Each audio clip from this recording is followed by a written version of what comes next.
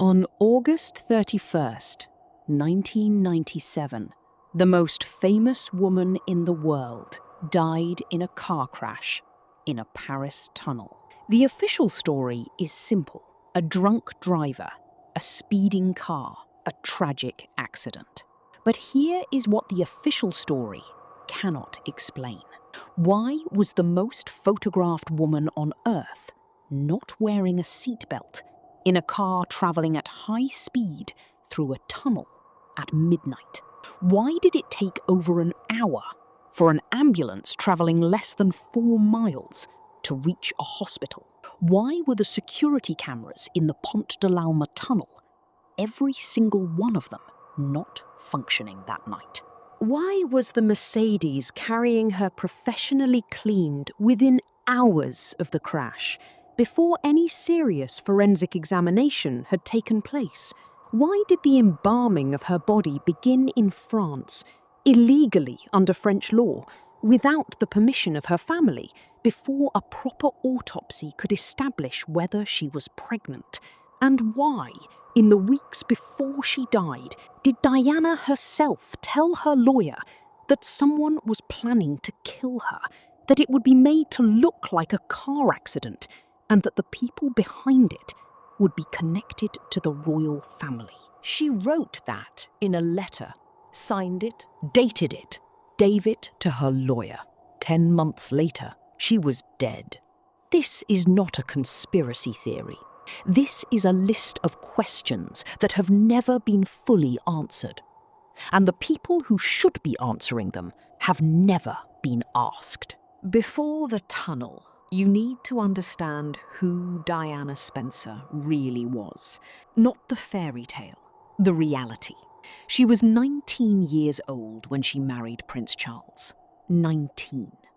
A teenager stepping into the most scrutinized institution in the world with no preparation, no support, and no understanding of what she was walking into.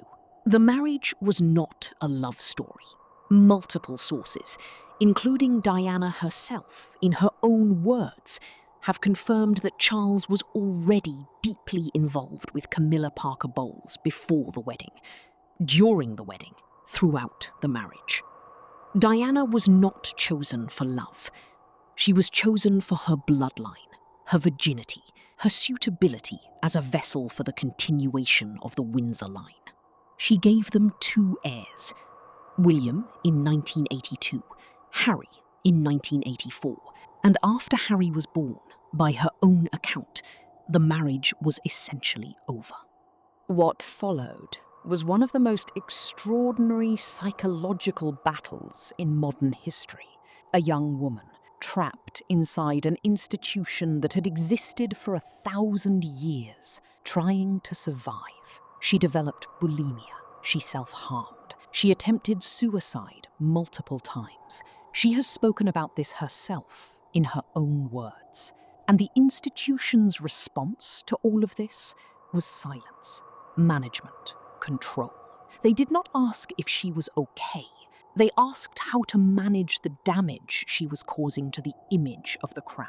Diana was not a member of the royal family. She was an asset of the royal family.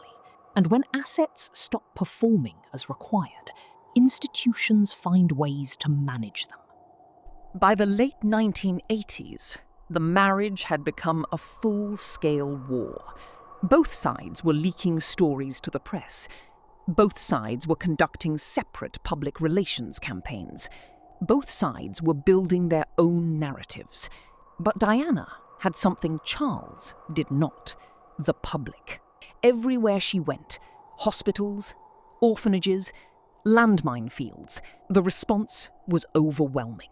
People wept at the sight of her, reached out to touch her, waited hours in the cold just to see her walk past. She understood something instinctively that the institution had forgotten, that power in the modern world comes not from titles and tradition, but from emotional connection, from being seen, from being human.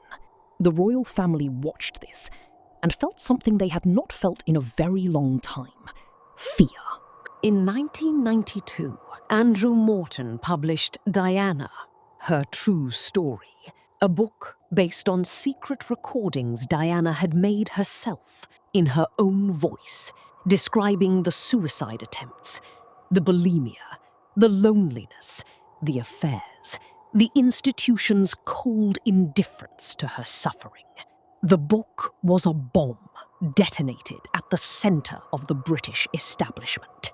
Then, in 1995, she sat down with Martin Bashir for the Panorama interview. 90 minutes of television that was watched by 23 million people in Britain alone. She looked directly into the camera and said there were 3 people in her marriage. She questioned whether Charles was suitable to be king. She said she wanted to be a queen of people's hearts. Inside Buckingham Palace, that interview was received like a declaration of war.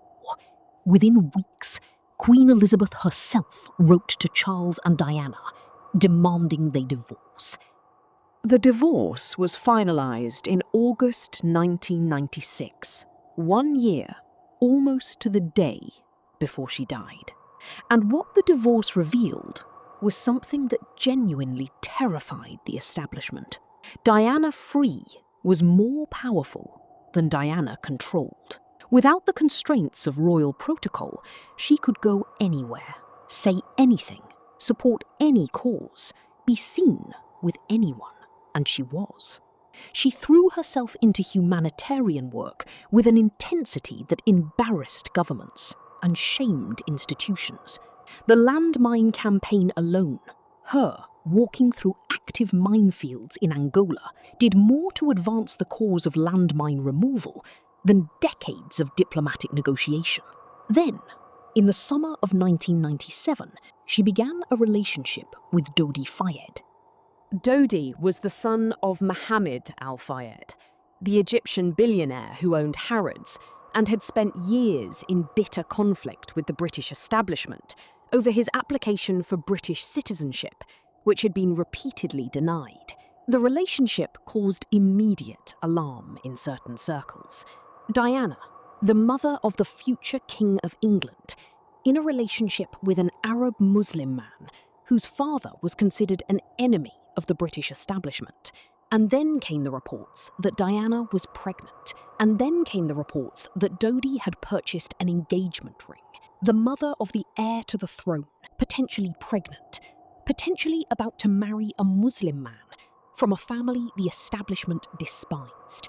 Connect those dots yourself. 6 weeks after the relationship began, Diana was dead. August 30th, 1997, Paris, the Ritz Hotel. Diana and Dodi had dinner at the hotel and decided to leave for Dodi's apartment shortly after midnight. To avoid the paparazzi waiting outside the front entrance, they left through a rear exit in a Mercedes S280. The driver was Henri Paul, the deputy head of security at the Ritz. Henri Paul was not Diana's regular driver. Her regular driver was not used that night. Henri Paul had been drinking. His blood alcohol level was later reported at 3 times the legal limit. He also had traces of prescription medication in his system. But here is what almost nobody talks about. Henri Paul was also, according to multiple investigators, an informant for French intelligence, and possibly for British intelligence. The car entered the Pont de l'Alma tunnel at high speed. Witnesses reported seeing a white Fiat Uno make contact with the Mercedes just before the crash. The Fiat Uno was never found. The driver was never identified. Witnesses also reported seeing a bright flash of light in the tunnel just before the crash, a flash consistent with a strobe device, a technique documented in intelligence community manuals for causing drivers to lose control. The Mercedes hit the 13th pillar of the tunnel. Dodi Fayed was killed instantly. Henri Paul was killed instantly.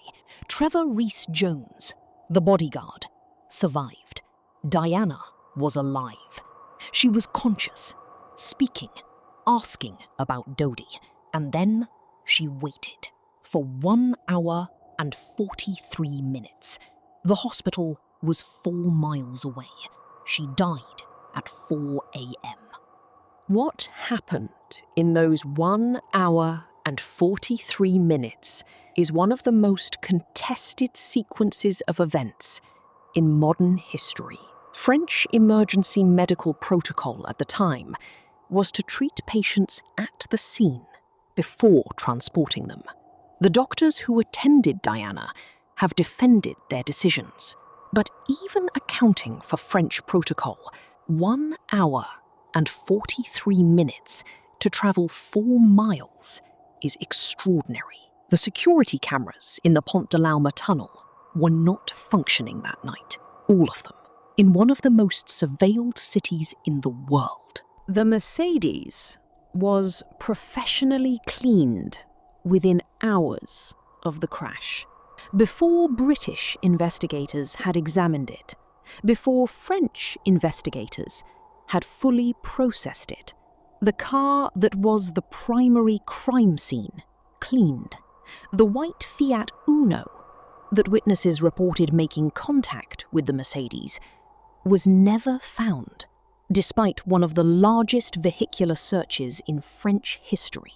Henri Paul's blood samples, which showed the extraordinary alcohol levels, were later questioned by independent experts who noted irregularities, suggesting the samples may have been contaminated or switched. Diana's body was embalmed in France before a proper autopsy. Embalming destroys evidence of pregnancy. Under French law, embalming requires family consent. Her family did not give consent. Mohammed Al-Fayed, Dodi's father, spent millions of his own money investigating the crash for years. He consistently pointed toward British intelligence, toward the establishment, toward people who needed this relationship to end. The British inquest into Diana's death concluded in 2008, 11 years after she died. The jury returned a verdict of unlawful killing, caused by the grossly negligent driving of Henri Paul and the pursuing vehicles. Unlawful killing, not accident, unlawful killing. And yet nobody was ever charged with anything. There is one piece of evidence that sits above everything else. In October 1993, 4 years before she died, Diana wrote a letter to her butler, Paul Burrell. In that letter, she wrote, and these are her words, that she was being prepared for a car accident, that the accident would involve a head injury, that the people behind it would be connected to a specific senior member of the royal household. She named the person. That letter was authenticated, presented at the inquest, entered into evidence. Diana Spencer predicted her own death, named the method, named the connection, and died exactly as she described. The British establishment's response to this letter was to note it and move on. Paul Burrell, her butler who received the letter, was himself arrested in 2001 and charged with stealing Diana's personal property. The charges were dropped when the Queen suddenly remembered that Burrell had told her he was keeping Diana's belongings for safekeeping. The timing of that arrest and the circumstances of its resolution have never been fully explained. Diana told us what was coming. We didn't listen. Diana Spencer was 36 years old when she died. She was in the middle of the most impactful phase of her humanitarian work. She was in a new relationship. She was free for the first time in her adult life. She was also the mother of the future King of England, potentially pregnant by a Muslim man, potentially about to marry into a family the British establishment considered an enemy. The official story is a drunk driver and a tragic accident. But the cameras weren't working. The car was cleaned. The body was embalmed without consent. The ambulance took 1 hour and 43 minutes to travel 4 miles. The letter existed. The Fiat Uno was never found. We are not saying the royal family ordered Diana's death. We are saying that Diana herself believed they were planning it, that she documented that belief in writing 4 years before it happened, and that the circumstances of her death have produced more unanswered questions than any accident in modern history. The case is officially closed, but the questions are still open. Do you think Diana's death was an accident? Or do you think the establishment had a role in what happened in that tunnel? Drop your honest answer in the comments. And if someone you know needs to hear this story, share it with them.